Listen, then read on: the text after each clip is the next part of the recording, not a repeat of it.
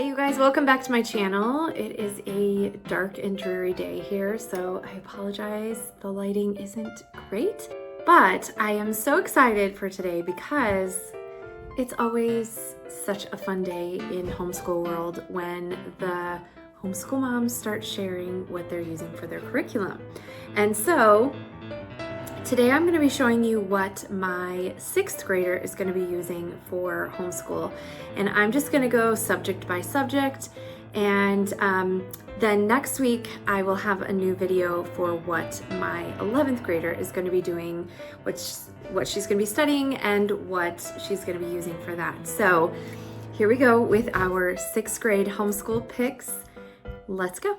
All right, so I'm just going to kind of go through this like we do our day. So usually we start with Bible, and I actually do not have any Bible curriculum, any extra books that I'm going to be using. We do like catechism questions.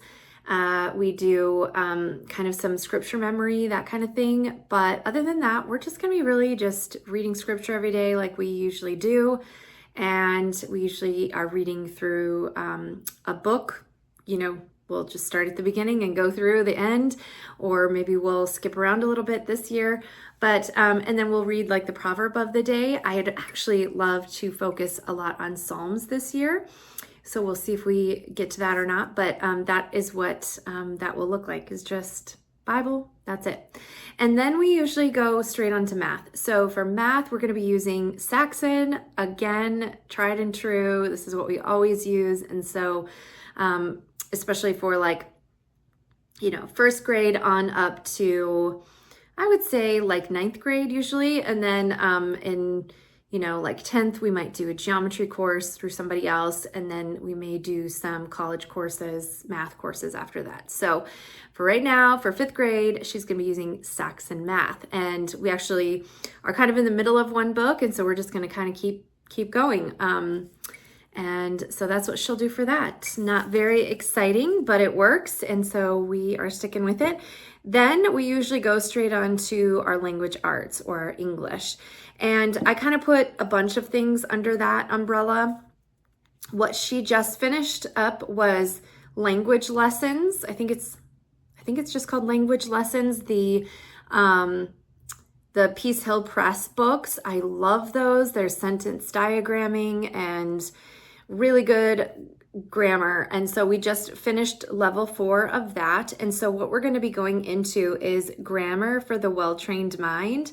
I believe I'm just going to start with level 1. It looks like that's what's recommended after you go through the language arts books with the well-trained mind. Then you just go on to the grammar series. So I have never used this before. And so if it's not for us, then I will let you know, but we're going to go with that. If it isn't for us, we will go back to the daily grammar that I used with my 3 older kids. The reason I'm using the grammar for the well-trained mind with my 6th grader is because she has gone pretty consistently with the the language lessons with the well-trained mind as well. So I'm hoping it's just going to kind of carry over and kind of make sense that way. So she's going to be using that. And then we are going to be continuing with our spelling workbook, which we started last year. I don't know what really the level is because I don't really pay attention to that kind of thing, but I'm guessing that she has like a 4th or 5th grade book, and we'll just keep going with it until she's done, and then we'll start in the next one, or we'll take a break from spelling. I do not do spelling like every single year, all the time. I just feel like it's one of those things that if they're reading really well, they're probably writing just fine, and they're probably spelling just fine. And I just find it a bit redundant to do kind of these memorization of spelling lists every week after week. We do some, but we don't do them all the time. And so, I think we did 1 semester of spelling last year. For her 4th grade year, I don't think I did any. Anyway, so that's kind of how I do it. I'm not a super big stickler. If there was some issues, then we would kind of look at it differently for certain things. But if they're good spellers, then I feel like they don't need to do this week after week. So, and then let's see. So we have our grammar covered, we have our spelling covered, and then I just put cursive in this category. It's not really like, it's not really a language arts course, but I just kind of put it under this umbrella.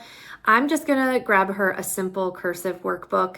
Again, I don't even have one ordered yet. I just thought I'll just grab her one that she can, it's just really copy work more than anything, so she can keep up on her cursive.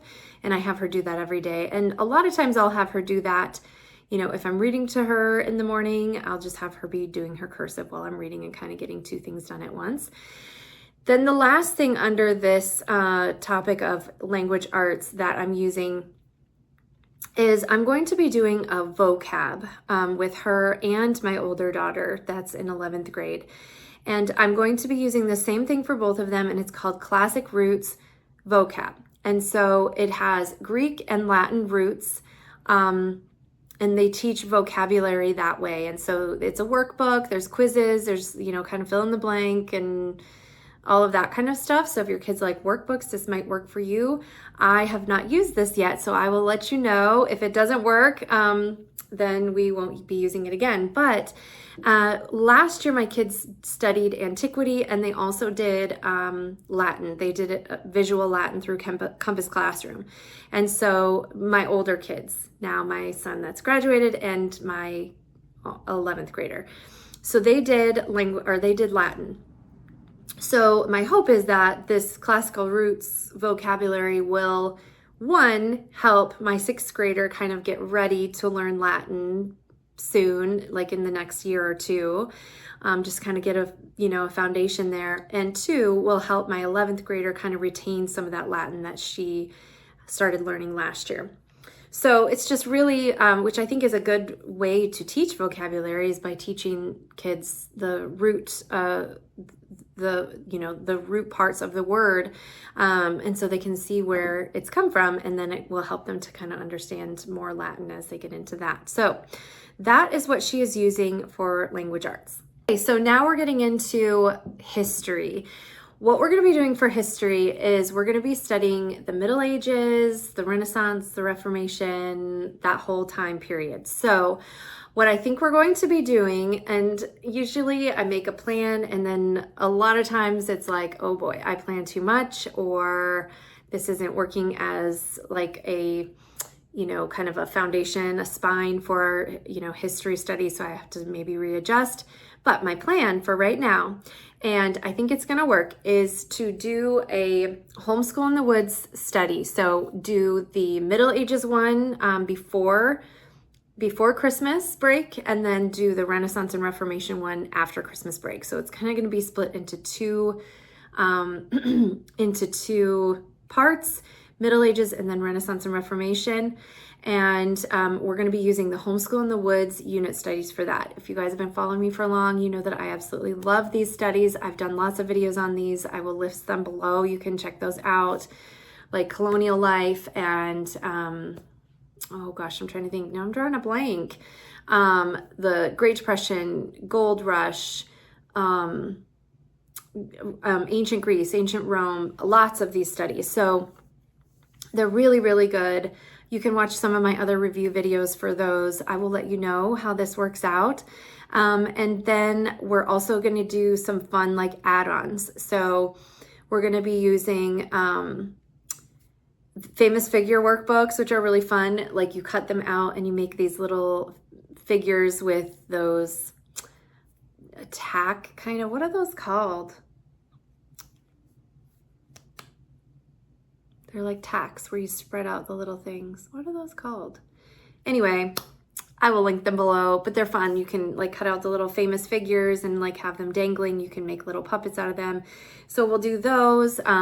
The Homeschool in the Woods studies are just amazing as far as like hands-on projects, and they have book suggestions and movie suggestions and recipes and all kinds of fun stuff. That's why I love them so much. And then they also make a beautiful lap book to kind of round out the whole study, which is great. A timeline, a writing project, which usually becomes this whole newspaper kind of display that they're creating. It's very, very cool. It really is a fully rounded out unit study.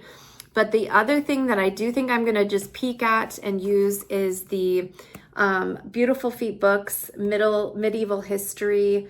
This is a literature approach, and they have book suggestions. Well, it's not just suggestions. Their entire curriculum is built around these books. And so they have the books in here, and then they have a lesson plan for mom, like week by week, telling you what to do. They have mapping activities, they have vocabulary, they have discussion questions for the books. And so it's a really, really good curriculum. My oldest, actually used this when he was probably in middle school. And so this is recommended for 5th through 8th grade.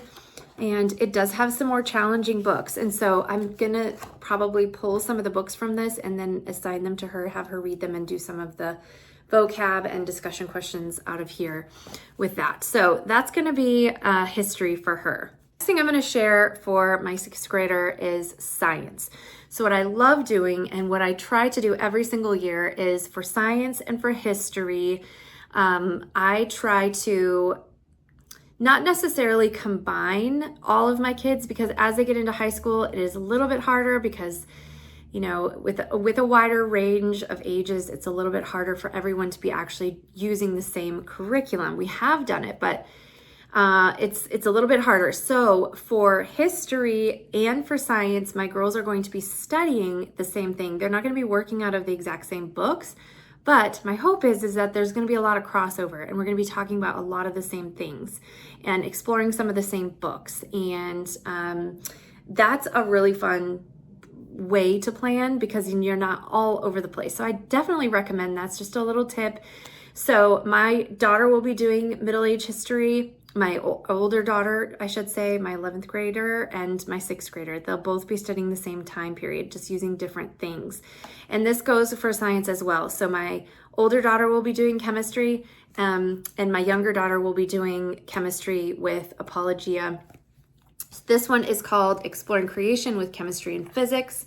And this is the textbook right here. And then it also has a journal. I'm going to be having a full review on this curriculum coming out very soon, so stay tuned for that. And, you know, this is just, it has copy work. It has kind of these lap book type elements. Like, obviously these aren't done. We have not started it, but you can see how she will cut things out, answer questions here to kind of like go over these spots in the notebook. There are just kind of enrichment activities to go along with the lessons.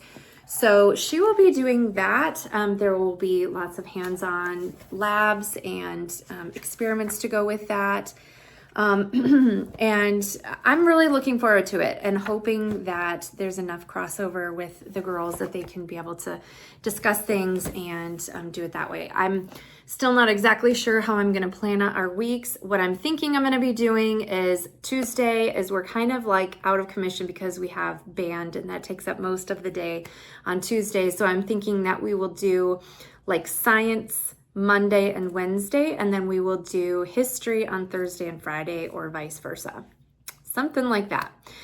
With my oldest, with my 11th grader, she will probably have to be doing these things every day besides Tuesday. But anyway, with my 6th grader, I think that's what we're going to be doing. So now I'm going to move into some of like the just extra like fun things that I always add in, but they don't really fall neatly under a category. So these are kind of, I'm just going to call them morning basket things or morning meeting subjects. So we're going to be working through, I love this curriculum. I did it years ago with my 3 older kids. This is Beautiful Feet book geography. Beautiful Feet books geography. And so they go through 4 different books in here. I'm trying to think of okay, so this is a literature approach designed for grades 3rd through 7th. So perfect age for my daughter. And it has 4 books that you need for the curriculum. I have 2 of them here, and they're all based around the Hauling Sea Hauling series. So Men of the Mississippi, this is all about the Mississippi River and like the geography of the states where the Mississippi River flows.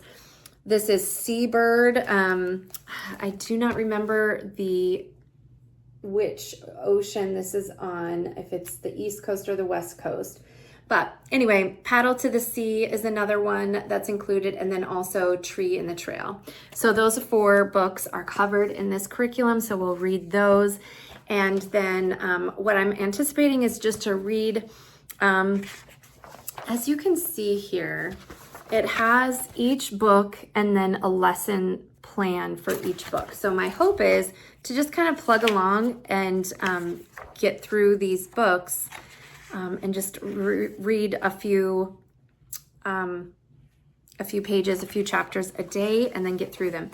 And then the other thing that Beautiful Feet Books offers with this curriculum is a really beautiful set of maps. So I'm gonna have to go dig that out and find that so that she can be working on. I thought there was a picture in here, but I'm not seeing it.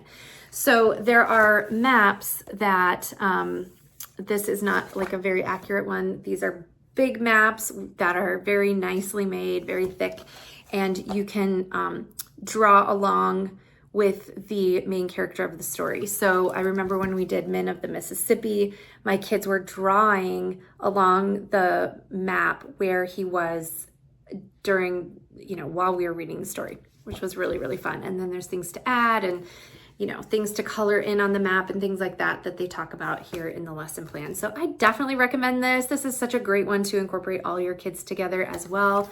So we're going to do that kind of during our morning time. The other thing I'm going to hope to do during our morning time is mapping exercises, like the Charlotte Mason approach, where you give them a blank map and you have them fill in the names of the countries. And you just have them keep doing that every day until they can hopefully memorize all the countries of a certain continent. So that's what I'm hoping to do there. And then one last thing that I wanted to share with her, last but not least, I have a brand new review coming out on this as well. This is a brand new curriculum from Beautiful Feet Books. So excited about this one. This one has downloadable, I don't know, maybe just extra resources, like little things that you can print out about these composers. There's a teacher guide in them as well with more information. And so this just goes through, I'm going to see if I can flip to the table of contents. It's kind of small. It goes through the different musical movements. So classical movements, and then the orchestra, romantic period, baroque period. I don't have my glasses on. And so anyway, it goes through a bunch of the different, movements of music, and it talks about them in here. And there's also playlists that you can download and check out and listen along with them. This will go along really well with what we were doing last year, which was reading the Opal Wheeler biographies on composers. We read several of them last year, which was really, really fun. And so if we cover a composer in here that we haven't read, we can grab the biography for that and listen to their music. This covers the blues and jazz and more, modern time type music as well, musicals, that kind of thing. So it's not all just classical music, although I do so love classical music. And I think that it would be really, really fun too to kind of pair up with Squilt. You guys know I love Squilt live classes. So I just think they would work really well together. And this is probably what I will do. And that's what I really like to do. There's so many good resources out there and you don't want to get overloaded, but I do like to layer the things that I have and that that I'm already doing to kind of just make it a really nice rounded out study. So my plan for this is to read from this every day, do the little activity that we can do with the resources that come along with the downloadable one. You'll have to check out my full review for all of the details on this curriculum. And then read the biography as well if we can. And then also grab the listening calendar from Squilt Live if we can, that goes along with the composer or the musical period that we're talking about in the book. So anyway, I'm really excited for that because I do so love adding in kind of the fine arts and stuff, which leads me to one last thing is we're going to be doing art. I'm hoping for twice a month at least. If I can get at least 2 art lessons a week, that would be, or a month, that would be wonderful. We have been loving the watercolor lessons from Brighter Day Press. Absolutely love those, but we've already done a lot of them. And so hopefully she will be coming out with more. And if not, maybe we'll just have to repeat some of the ones we've already done. I also am going to be purchasing the Take Time for Art bundle from Miss Penny. I've done a review on her ancient Greek art. She has one on the Renaissance and Reformation, like that time of period as well. That looks really amazing. And so, or the Middle Ages too. It probably encompasses all of that. So I'm hoping to grab that and work on some of those projects as well. Those are big projects, so definitely not there. It's definitely not the same kind of idea as doing, a 20-minute watercolor with Brighter Day Press, but these are, multiple day long projects. Well, I shouldn't say that. They don't take the whole day, but a lot of them need to dry. So you would take, 30 minutes to do this stage of the project, and then tomorrow you'll have to come back and do another stage, and so on and so on and so on. So you can see my review for that as well below for the Greek one. And I loved that course when we went through that, and we did that several years ago when we studied ancient Greek history. So I think that's it for my 6th grader. I hope I didn't forget anything. My notes here are kind of chicken scratch, but I think that's everything. And so let me know if you have any questions, and I will see you next week with my 11th graders curriculum picks.